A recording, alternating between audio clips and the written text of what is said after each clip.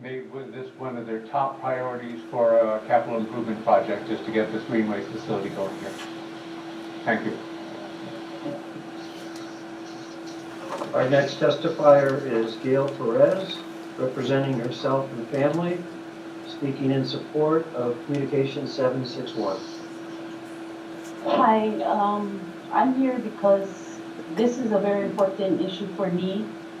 I grew up from the 70s, already learned how important it is to manage what waste we put into our dumps.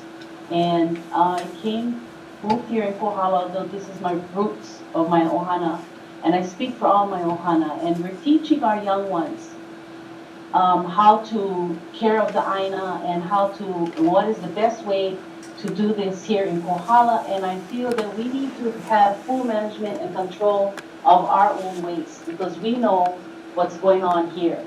And I cannot see just telling my mopunas to just dump the trash. I can't. I've already taught them for years. We've already taught them that, how to not waste, and how to recycle, and what is important, what is not important, and how to simplify. And, if we don't have that kind of control in our own community, and I feel that that is more reachable to have the control in our own community, then, I don't know.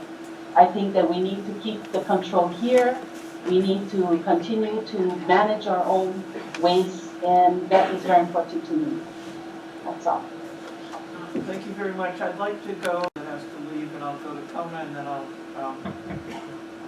okay, anyway, Kona up next. Okay, our last testifier here in Kona is Krista Donaldson, representing herself, and to comment on Communication 761. Mahalo, thank you so much for honoring that I have to leave. I have to go get my son, so I really appreciate the opportunity to speak. I am speaking on behalf of myself, but I'm speaking with the experience of, I'm the garden teacher and the director of sustainability at Innovations Public Charter School. I'm also the director of sustainability at the Kona Brewers Festival, and have worked at the Kona Brewers Company as the sustainability coordinator as well. So I am here to state the support that we need places to take to compost. We have places and organizations that want to compost and go through the work of separating things, discards that need to go to the landfill to discards that can be composted. And right now we have nowhere to take it. So for the 76 bags of compost that we had community organizers or volunteers gather at this last Kona Brewers Festival, I took to Innovations Public Charter School to use the space there to dig it in and conduct soil studies and have children learning about how we can reclaim these discards that traditionally go to the landfill. I also want to state that a lot of the gardens that we are currently growing beautiful food and sharing food with our ohana and with our children is grown from mulch that we used to get here at the local Kealakehe area here. And now that mulch is being taken somewhere else. So I totally support more localized mulch and pickup and drop off. I've seen the first little fire ants coming here, and they are an ecological nightmare. We need to have different places mulching and composting and have that decentralized instead of having it focused in one area, so that we can stop the spread of invasive species and also continue to mitigate our waste and produce the beautiful, viable soil from our waste. So I work with children, and they totally get it. All of the children at our school are quite used to composting our school's discards. They know how to do it. They can tell you how to do it. I'm happy to host you if you would like to come to the school and see some of our systems. I also work with adults, and adults are searching for better options to make with their discards. Adults are ready to compost. We simply need to give our large population the resources and space to do so. I also believe that we can have more jobs locally in these local places instead of having the jobs centralized in one place for our island. I also support better recycling services. Right now, the recycling that we are doing is coming out, it's the cheapest on the world market. China and other places don't want our recycling because it's dirty and all combined. I support the idea of local schools, public schools, being drop-off zones for recycling and for compost and green waste, and then work from those areas to different regions around the island. So in summary, thank you for your time. Thank you for considering other technologies instead of just burning everything. Our discards are a renewable resource. Thank you so much for your time. Thank you, Chris. And here, Chris Kuba and Tim Reese. My name's Tim Reese, and I gotta say I'm really digging hearing some conscious people from the community that do get it, and the previous testifier talked about how the kids instinctively get it. We have an invasive species problem. The only real problem we have in East Hawaii currently with the green waste, it's a super cost-effective program. It's diverting about 25% of East Hawaii's total solid waste from the landfill. It's almost a free program. It's incredible. There's great room for improvement. One of them that many of us have been advocating for is that a tree chipper at the smaller recycling centers or transfer stations, we call them. A tree chipper could go out there once every 3 or 4 days. One of the problems is you can't let material sit. In the past, the Hilo Green Waste Program was a disaster because the vendor was not quick enough. He allowed a huge pile to build up. It got flooded with red ants. It spread the red ant over here in East Hawaii faster than anything. I'm not Kaz Vanderwolk, and I'm not the expert about the red ants, but I can tell you my eyes still work, you know. I'm overweight, but the rest functions. So, you know, I'm glad to hear everybody getting that instinctively, more localized. Where the green waste is, don't move it much if you got an invasive species problem. That's just the first step of common sense. We're very lucky in Hilo. The other next step on having a green waste program that works well, and I'm saying a mulch program, because I can't imagine any farmer that would not totally dig getting yard after yard of great, high-quality mulch for free, would not want to do their own custom blends and compost. It's a kick in the butt. So in that respect, I heard a lot of people sanctifying themselves, their education, their qualifications. I got no qualifications, highfalutin, but I'm a worm whisperer. I look at the worms that come fat and juicy out of my soil. It's coming from the Hilo dump, plenty of it from the green mulch. Thank you. I remember when me and Jerry Warren were fighting so hard. We didn't mesmerize you people and get you to cancel a good RFP that was combining green waste mulch processing with composting. That was a horrible RFP for the whole community, East and West Hawaii. It did not work. And aside from the big picture of what's the ultimate processing of our solid waste problem, it was a terrible RFP. You read it, it sounds so great because people are so good at writing these things, they do an excellent job of it. But when you sit there and you step back and say, wait a minute, what's going to happen? Did you hear the lady in Kahu saying that she can barely afford trucking costs for free mulch? What's going to happen when you put a $40 a ton price tag on it as compost? The government doesn't need to compost it. The private industry is already doing this. There's so many guys in the bushes in Hilo. I mean in the bushes, you can find them right in the phone book if you need these materials. They're making excellent compost out of that free material. It's generating business, as James and Bob Jacobson spoke of. It's a great process. We need to keep that unmolested, other than as many testifiers, and I think you all get it, and they speak of the children saying more localized, so less chance of spreading the invasive. Right now, the County of Hawaii, as much as I commend them on the program here, where does the county worker go if he's got red ants? Where does he take it? Nobody's got an answer because they are not being instructed, or nobody's even bothered to say where you deal with it. So where does it end up going? Hey, who knows? It gets spread somewhere where it shouldn't be. So they could hire a guy for 30 grand, well, let's say 50 grand a year at Hilo, who would do peanut butter sticks on all outgoing material piles, and he would have a steam system or some system to divert it, and other guys could treat it when they get, time to deal with it. And we could come up with a very easy system to deal with the red ant problem. Thank you very much. Chris? Aloha, my name is Christine Kuba, and I'm testifying on behalf of Recycle Hawaii. I want to start by saying that Recycle Hawaii is adamantly opposed to any kind of incineration scheme, but we remain RFP that the county just put out for a waste production facility would allow for alternatives to incineration. Basically, how we read that is the county has given up. They've done like everything that they can do. Can you speak up a little? Am I talking into the mic? Yeah, Is that better? Okay. So basically, the county has given up, and this is all the downstream stuff. They're looking for somebody to take it off their hands. I wanted to be clear in talking about compost and mulch, that you understand what's happening with the green waste program is you're bringing in green waste and that's getting mulched. It's not getting composted. And so there's this kind of this idea that we're capturing, you know, the things that can be composted, but actually in the waste stream, there's a very large component of food and food contaminated paper that can be captured and can be composted. It's in there, we just need to get it out. We do a lot of zero waste activities, and I can tell you the secret to it is once you get the food and the food scraps out, the rest of it is good. If you keep the food away from the paper, from the plastic, you can really manage, you can have high quality recyclables. So this is what we need to do. I can tell you also that opposition in the community to incineration is very high. I really don't know anyone that's in favor of it, and as soon as I meet someone, it takes me about 3 minutes to talk them out of it. And here's the big part about it is people have this idea, this mistaken idea, that you're going to have an incinerator, and so then you're going to just have like a big dump, and you're going to come and scoop the stuff up and throw it into an incinerator. Not true. You have to sort it, okay? So are you going to sort and burn, or are you going to sort and recycle? You can't put glass in there, you can't put metal in there, all of this heavy, wet green waste isn't going to go in there. What do they want to burn, most of all? They want to burn paper and plastic.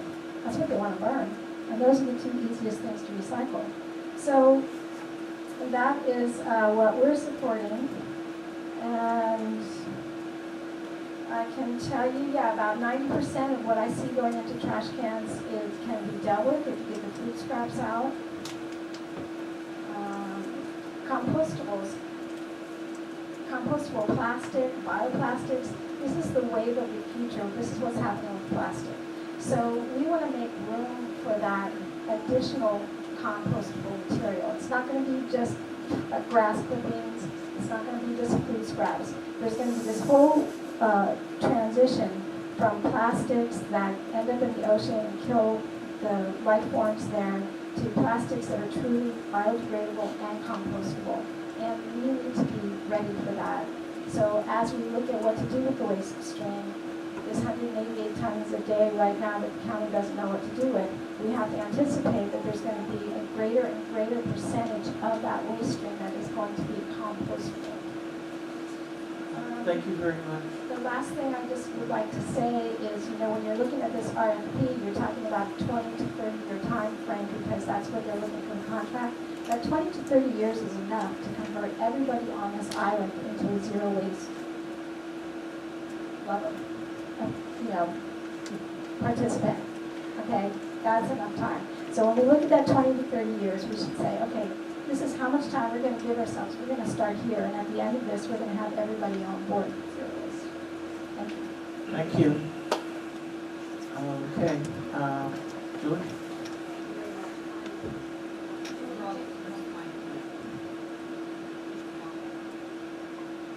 Thank you very much. I'm Julie Jacobson, as you all know, and I agree with what everyone has said, and I'm going to, you know, resist the urge to micromanage my husband and tell him how he could have put it a little differently, but I think everyone who's spoken today was so inspiring, particularly the teachers and the young students, and the older I get, the more I realize this.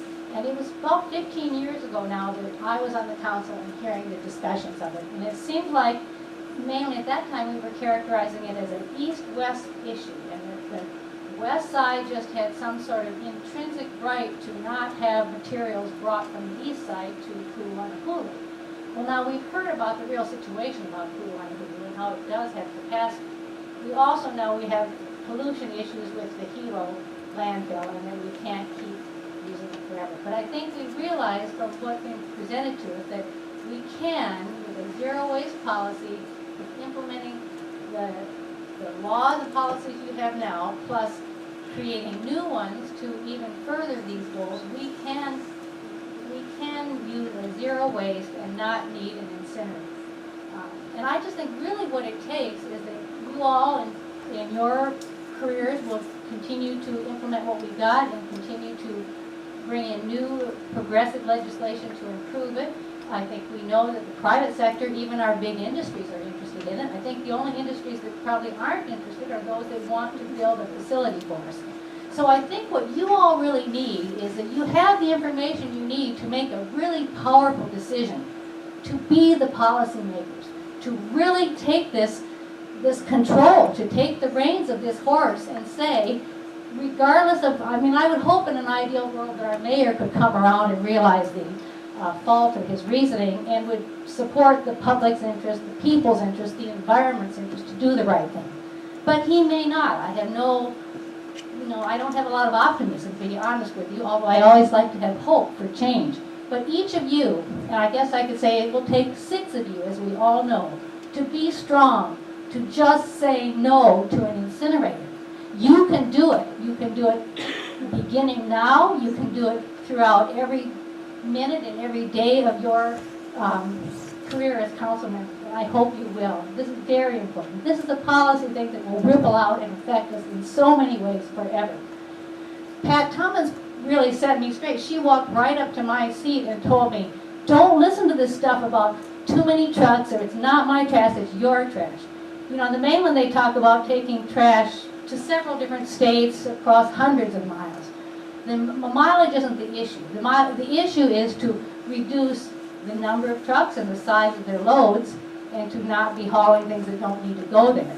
The issue is to implement all the wonderful things we've heard, to have these recycling opportunities, these composting, mulch, anaerobic digesters. I think that's great because that's really hard for places. Shippers, let's work with that Albizia issue and shippers everywhere.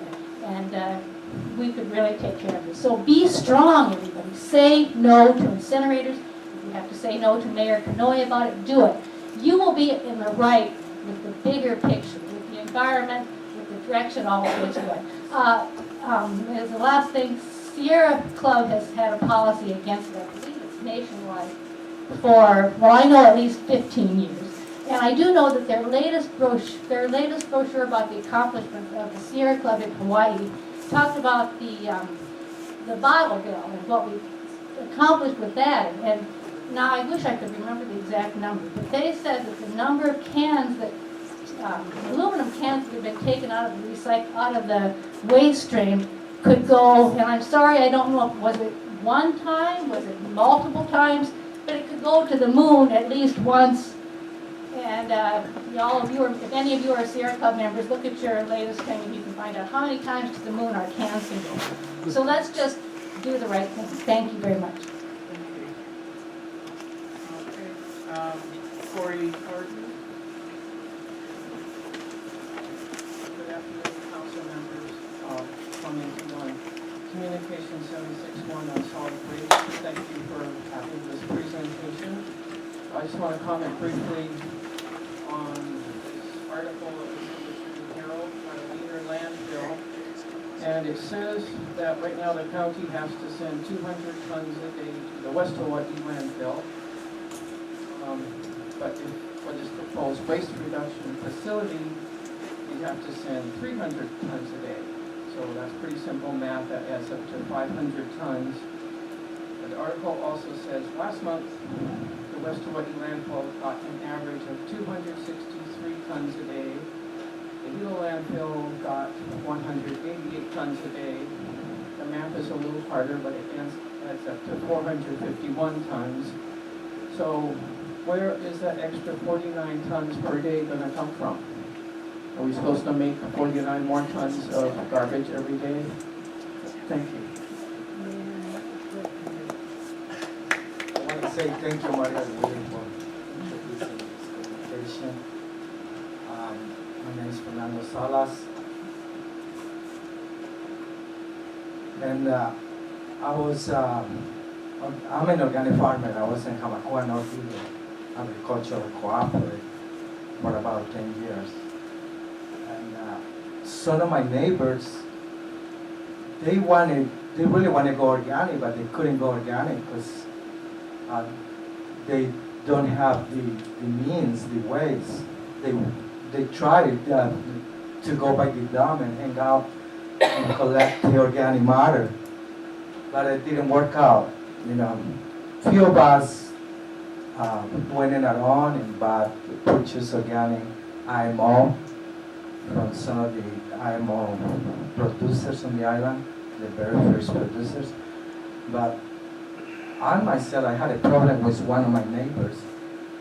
He decided that it was easier to be conventional, and at the same time decided the son of the Monsanto for a license, the falsified, can be used, and it was a strong controversy, especially for me being a neighbor, and we disagree in everything that he said, because it's just like Monsanto this and Monsanto that, and I tried to explain to him about the organic matter versus conventional for a license. And indeed, a lot of the people around the island need this education. They need to be able to understand, because they just like giving out. They don't want to work together. So not everywhere around the island, but there is enough organic farmers around the island that I've been communicating with. And it's a great time right now to have some of these conventional farmers use more organic matter. If we have the facilities, we have the collaborated means, because I think it's all based in collaborating, and gosh, right now, we have the opportunity, and I hope that you guys look forward and believe that we can change things around, 360 degrees, and avoid these corporate people, this Monsanto stuff. We don't need that. We have depleted soil because too many chemicals. These big corporations already dumped on these islands, and we need to reconstruct it. We need to go back to the ancient knowledge, and let's move on, Let's get rid of a new world order. Thank you very much. Are there any other testifiers on any site? Seeing none? Oh. Any other testifiers at any other sites? Seeing none, then public testimony is closed. And we'll move on. Clerk, open it for discussion.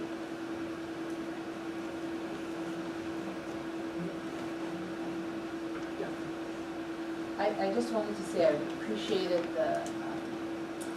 the presentation and listening to all of the testimony, and I struggle with this because I look at where we're going to get the extra 49 tons of garbage. I struggle with this because I live in a rural community and our gulches are full of trash. I go down into my own neighborhood in Ocala and I get so disheartened because I see couches, people throwing their living room furniture into our gulches. So I think what we need to start doing is educating our people, enforcing it, and somehow enforcing the penalties too, because we need to get this to some type of, somehow. I look at an incinerator, some people are happy because now they're talking about, well, let me go hide and go dump my garbage in the gulch. So I'm struggling with this. I appreciate the presentation because now I have a lot of homework to do. Because I'm struggling with how do I sift through my garbage with a disabled child and go through, whether it's disposable diapers or menstrual pads and all. I mean, how do we help that community that is struggling with those types of things and not looking at, God, do I really have to go through and sift through that garbage? And where is it gonna go? So I'm struggling with all of those kind of things that come into play. I agree that, you know, composting, the chipping, because we have a lot of people who go dump their yard, you know, trash into the gulch and just throw it there when they can take it and chip it. I agree. We should, you know, the communities, each community should have a little place where they can chip all their yard material. That would be a wonderful thing that each community would have that. So those, I hear great ideas. I still have some struggles of my own that I have to deal with, and that I will do some research and learn a lot more, but thank you for making me think. So, Any others who want to speak? I'd like to have some questions I'd like to have Mr. Jacobson and Mr. Because I don't know which one of you to direct my questions to.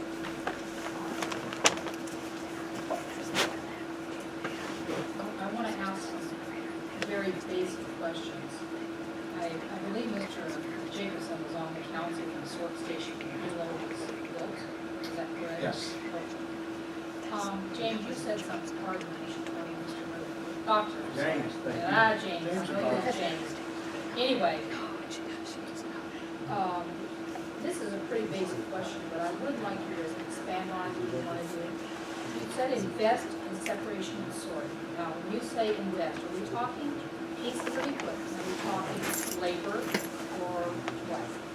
Well, when I said that, it really takes all of that. I don't have before me an inventory of any employees involved in that. I know there's some big buildings out there, and they're doing some on the floor, so it's sorting there. But ever what you do, you have to invest in separating the sorting and simple One matter. way or the other, One- mechanically or by One hand? way, mechanically, by hand, some places use, mechanically use fans to blow it, use water to float off plastic, there are all sorts of technologies to do that.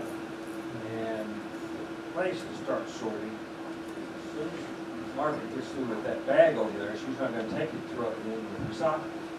That is where you have to start sorting the substance that can be separated individuals. That is where it starts. I'm going to just mention that those women or men or whoever are taking care of their children or have dirty diapers, they should have a hamper just for that. And some people believe in not disposable. I have not raised children, so I'm not going to try and saddle somebody without disposable diapers. It's like a modern thing that's what people really, really need. I'm not advocating getting rid of them. But as you throw your trash away, if you get into the two-stream recycling, it's a matter of where you place it. Because I've got a bag of recyclables that's in my kitchen that is full of clean recyclables. I clean my cat cans, store them in there, and it's a really rich source of aluminum. I sort of richen it up for the county. And go ahead. Can I just say that it's not just children, it's all, like, some people have disabled adults, that I have a disabled adult, my daughter's 24 years old.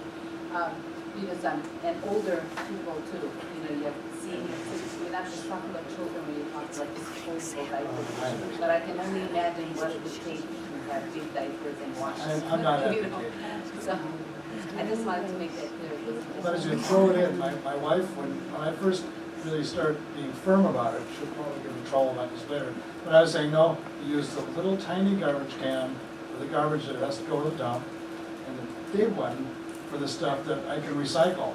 And we came around, and we do compost everything out. I live in a farm, so it's not a matter of space. It's really easy for me. But I think it's, as James says, what goes in is important. And even if you go another step back, when I go to Costco, I leave all my packaging in the cart. They're backhauled all the way back to mainland themselves. The county doesn't get involved. Walmart is a great employer in terms of trying to get the garbage out of here. They backhaul all the stuff. And they also have another wonderful resource there, is the free cardboard, which I didn't mention. I get free cardboard from my farm, pick up loads of it, and it's really valuable to me. And it's a matter of what you allow to come in. If you don't let the bad garbage come in with drinking and mixing, plastic on this, film on that, you can really control what you have to pay to get rid of as a county. Sorry, but, Okay. The other thing that's been constantly bothering me, and I know that it can be composted. We have a real problem with sewage sludge. Once you scrape it out of there, haul it to the Honolulu or something, and they bury it. And I know that if you compost it over a correct number of months, not only does it become composted, but it becomes sterile. And the hormones, the medicines, and all those things break down over time. When you went to New Zealand, did you see them using sewage sludge in any form of composting there? I can't say that we did there. This was very much about taking municipal solid waste and going. If I could just put a quick footnote, that Sure. couch you spoke of, it cannot be put in an incinerator, it won't fit through the door. So with the wood, it's broken No, they don't do that though. Explicitly in the last contract, that the large bulky items are explicitly non-processables. That is what. Yeah, all- I'd say with the hydrate, you say right? You do. That's Okay. right. Thank you. All right. but also, when I toured do a lot of garbage touring myself, and on Oahu, they were handling the dark matter, the stuff that comes out of the cesspools, and they were mixing it up and making compost out of it. So I'm not sure what happened, whether that's still in place, but they were making a lot of money with it, as a matter of fact. They're mixing it with the compost and then using it for all sorts of things, and mixing them up. Green ways to make compost out of it using soil. My understanding from the mayor's presentation to his council was that he's going to put in a waste-to-energy plant regardless. Now, we don't know if it's gonna be an incinerator. And we don't know, or some other, you had mentioned all these other types of technology that we talked about ad nauseum when we were on the council together. I don't know what the ultimate thing is gonna be, but he wanted somebody to build it on their dime. We'd loan them the land and let them build it. One of the things that you guys talked about though was, don't lock yourself into something for 20 or 30 years because of lack of flexibility. Can you elaborate on flexibility? Sure. I think Christine Kubat really hit upon that. What we're rapidly seeing is the materials being used in our everyday life are rapidly changing so that they are not made from petroleum. I heard on the news the other night that the price of oil has been going up for a few decades now. You guys heard about that? Petroleum is really not fixed with the future. Petroleum, natural gas, renewable things you get out of it, all the same thing. Already, I have heard in recent years, local vendors and caterers, they'll tell you the cost of their old plastic utensils and all this is going up, up, up, up. We get stuck where we have to have plastic and paper to operate our incinerator. The price of that is going up, up, up. If you can get it, we're stuck. At the same time, that what we're doing with is becoming obsolete. All kinds of new technologies are becoming available to deal with the rubbish, using it, all of this. We can't, for two reasons, we can't do this. We're already committed on the 20 or 30-year commitment legally, and more to the point, you don't have any money left. While they may be putting their own money in, they'll be getting it back out of us. One of the things, I recently watched something that was sent to me on the internet, and it talked about waste to energy. And it basically, I'm summarizing this and paraphrasing it, so this is not quote correct. The paraphrasing is, when you build a waste to energy plant, no matter what type of plant it is, it becomes a let's see, how would they say it? Almost a self-consuming or self-generating type of facility, because if you want to make energy, you got to keep putting stuff in. And when you decide you want more energy, then you put more in. And it was the death of a lot of green waste recycling of organic materials because it became this giant vacuum taking in everything in order to generate electricity. Now, one thing the mayor said is he didn't necessarily want more energy unless it was cheaper energy, you know. And that's all fine and good. I cannot disagree with the man on that. But I look down the road and I think, how much of our green waste is this new facility, whatever type it might be, going to actually start consuming over the 20 or the 30 years? Yeah, go ahead, James. I think you're onto something, and a few points I could raise is, in addition to bulky items, the other things that are non-processable is the wet material. It rained an inch on me getting from the car to the building here today. Okay, we have rain in Hilo, so you can't ignore that as far as just a combustion waste to energy technology.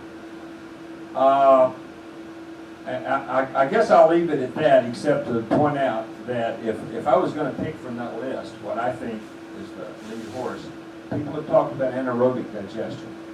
I'm not familiar enough right now to know about the scale that's available, but I do know that some communities have actually used that with their, not only with food waste and that sort of thing, but also with the wastewater that you're speaking of.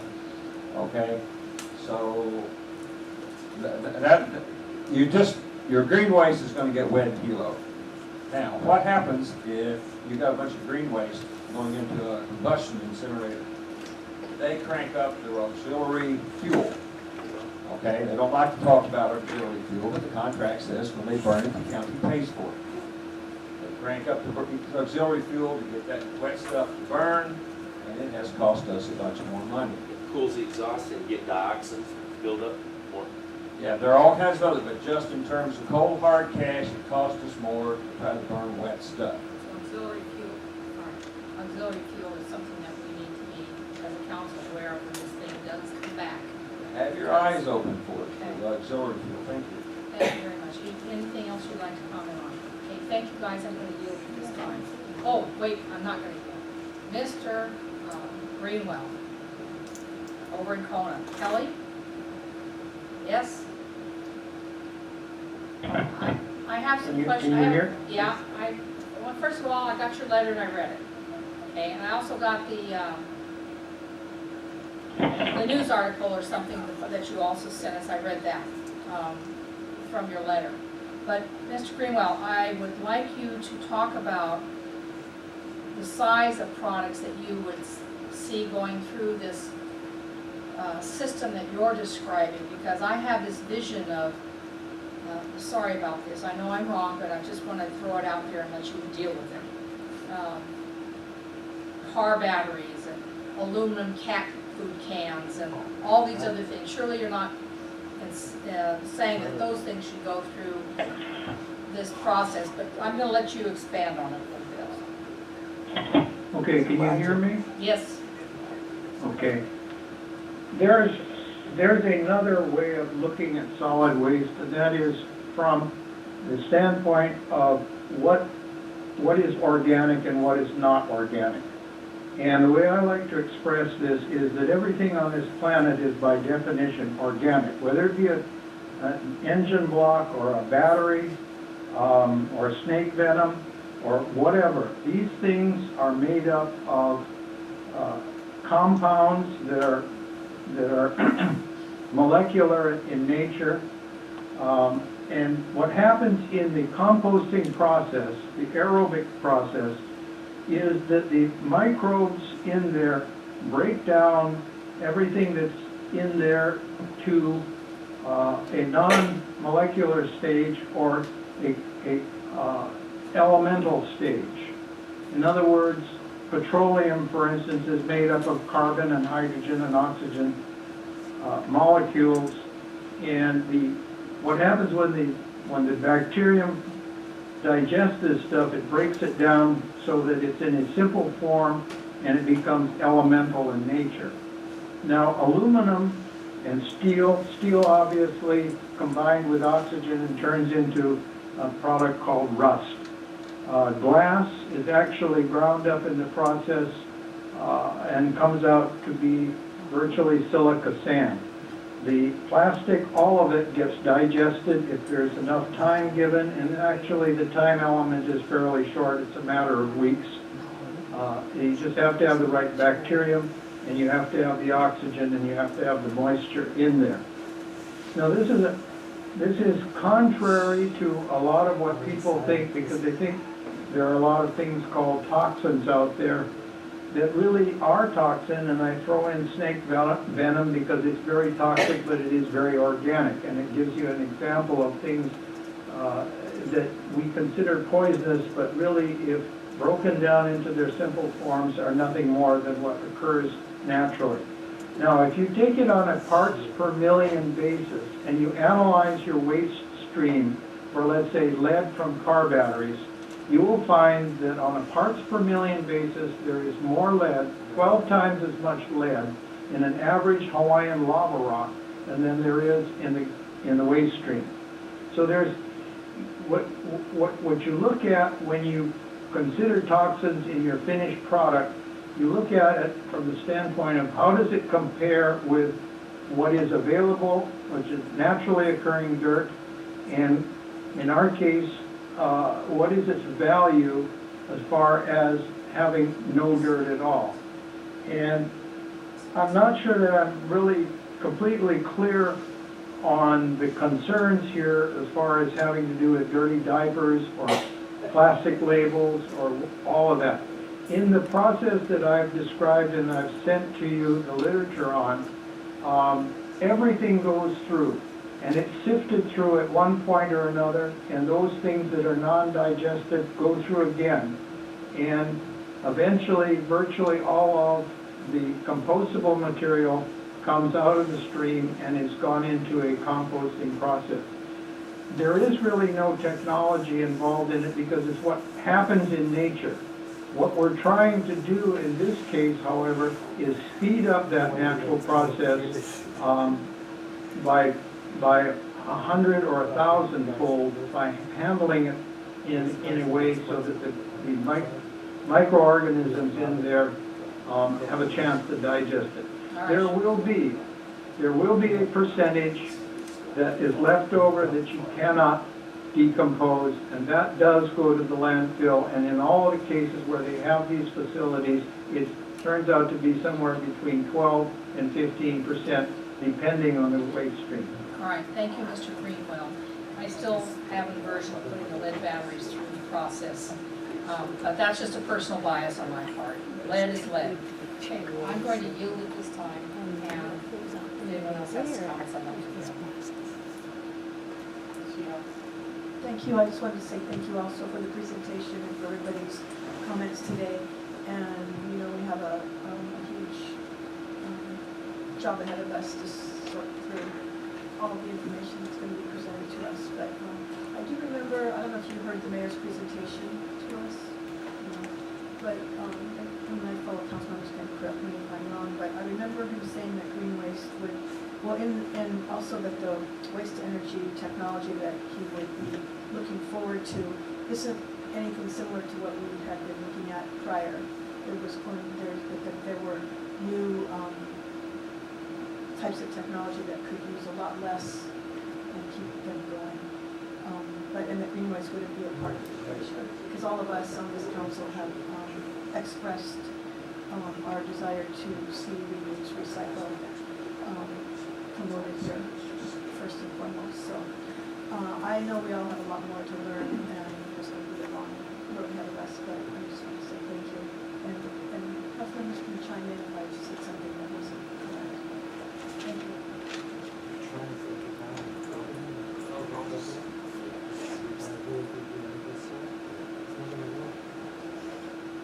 Me? Thank you, Madam Chair. No, I just appreciate the presentation as well, giving the public another opportunity to hear a different side of things. And myself especially, I always wanted to try to promote reduce, reuse, and recycle as our #1 priority from the county's standpoint.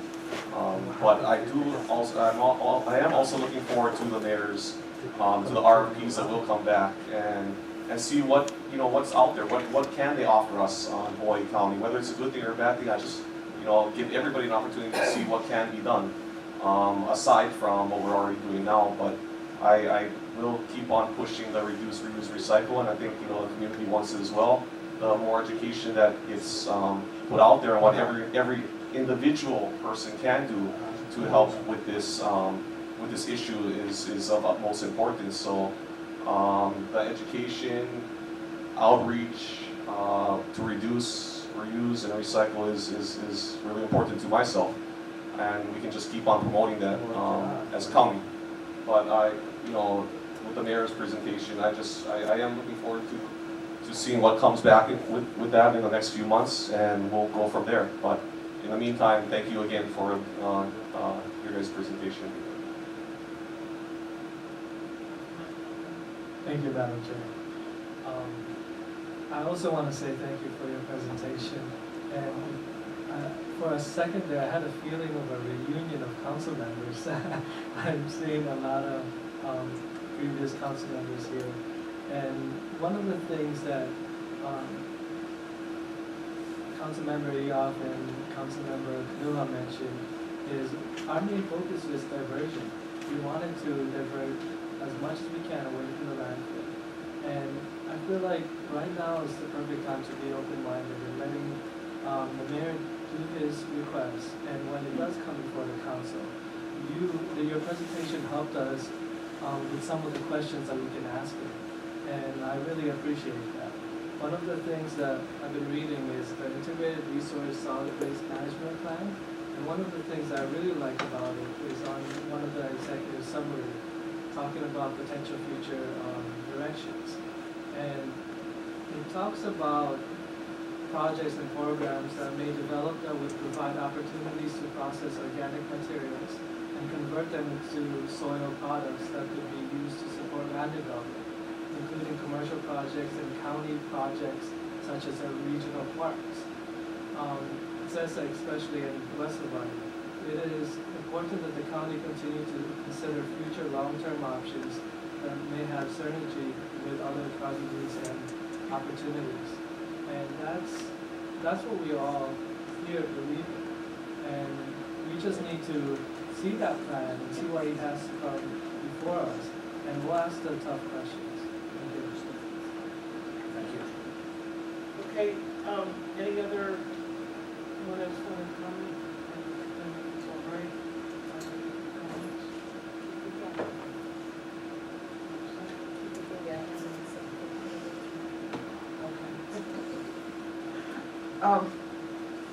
I appreciate everyone and thank you all, and I hope this is sort of an ongoing conversation.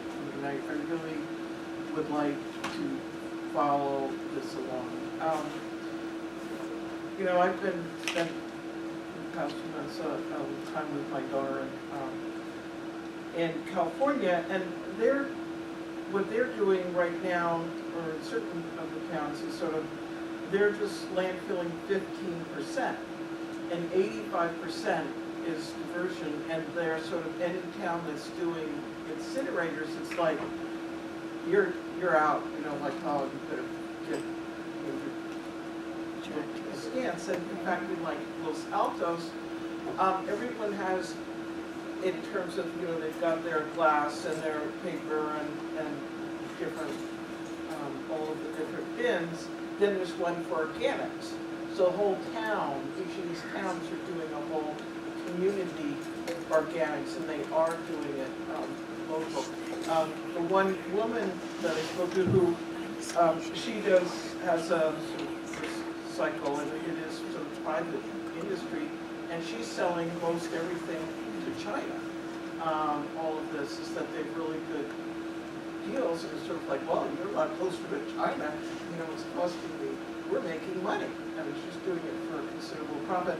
And the one thing that everyone there stressed is that there's a lot of labor, and there are good jobs that always consider how much you're spending. You may come out quote unquote equal county in money, but one is a capital and one is jobs.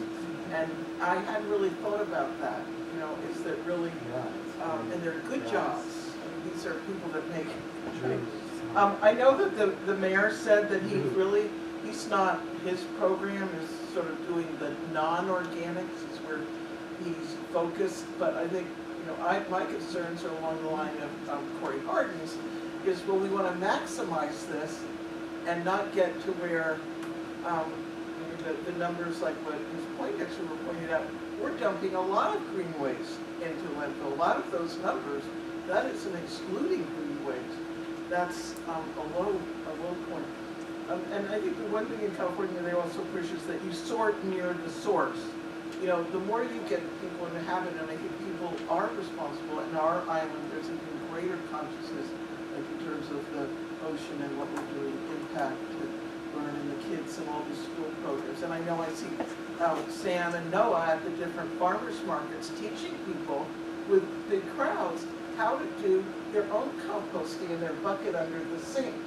And everybody's sort of getting excited. I mean, I really want you to know how much I appreciate it. And I observe all of this going on. And if anyone wanted them to come to their community, they're very, very good. So I just want to, with Corey, is how do we maximize this if we're then, okay, what's left for the other program? And I know there's, I'm not necessarily talking limiting to incinerators with this. I'm trying to be open. And then again, you trigger, okay, it has to be 3-year technology, and it's a 20 or 30-year contract.